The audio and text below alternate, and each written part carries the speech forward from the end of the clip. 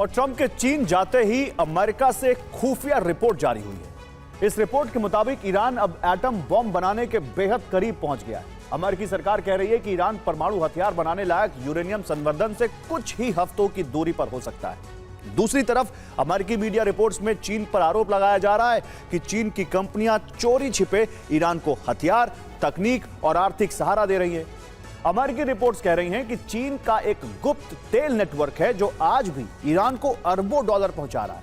उधर अब पुतिन भी बहुत जल्द चीन जाने वाले हैं। सवाल यह कि क्या दुनिया अब एक नए वैश्विक शक्ति संघर्ष की तरफ बढ़ चुकी है? अब अमेरिका की ही खुफिया रिपोर्ट कह रही है कि ईरान के परमाणु केंद्र लगातार एक्टिव थे।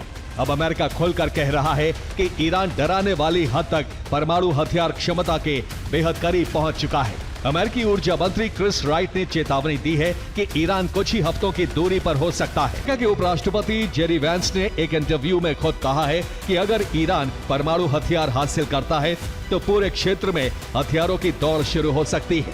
राष्ट्रपति ट्रंप के पास कूटनीतिक और सैन्य दोनों विकल्प मौजूद हैं।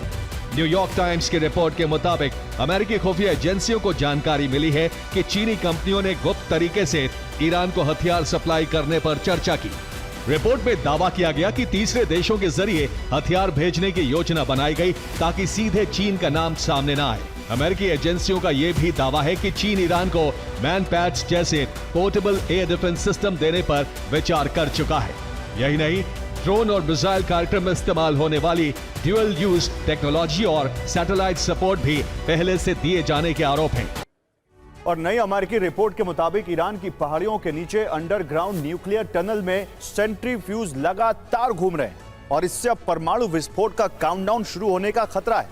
सबसे पहले समझिए 2015 का JCPOA समझौता। अमेरिका और ईरान के बीच हुई इस डील के तहत ईरान को सिर्फ 3.67% तक यूरेनियम संवर्धन की अनुमति थी, यानी सिर्फ उतना ही संवर्धन जितने से बिजली बनाई जा सके। लेकिन 2019 में ईरान ने यूरेनियम संवर्धन 20% के स्तर तक पहुंचा दिया। फिर अमेरिकी रिपोर्ट में पता चला कि ईरान 60% तक यूरेनियम संवर्धन कर चुका है और अब दावा किया जा रहा है कि ईरान में करीब 1000 पाउंड संवर्धित सामग्री हो सकती है। सबसे बड़ा डर 90% यानी हथियार ग्रेड स्तर तक यूरेनियम संवर्धन का है, जहां से परमाणु बम बनाने का रास्ता खुल जाएगा। अगर ईरान इस सीमा तक पहुंचता है तो मध्य पूर्व की ताकत का संतुलन पूरी तरह बदल जाएगा और दुनिया के सामने परमाणु शक्ति संपन्न ईरान होगा। CNN और ईरान इंटरनेशनल की रिपोर्ट्स ने अमेरिकी प्रतिबंधों की पूरी रणनीति को बेकार बना दिया है। दावा है कि चीन में पिछले कुछ सालों से एक छिपा हुआ तेल नेटवर्क चल रहा है जो ईरान को लगातार अरबों डॉलर पहुंचा रहा है। अमेरिकी मीडिया रिपोर्ट्स के मुताबिक ईरान तक मोटी रकम पहुंचाने का पूरा काम चीन की एक छोटी सी रिफाइनरी से हो रहा है। चीन के इस रिफाइनरी का नाम है टी पॉट रिफाइनरी। ये एक ऐसी रिफाइनरी है जो पश्चिम के वित्तीय सिस्टम से बहुत कम जुड़ी है, इसलिए इस पर अमेरिकी प्रतिबंधों का असर भी नहीं होता। लेकिन यहां से ईरान की अर्थव्यवस्था चल रही है।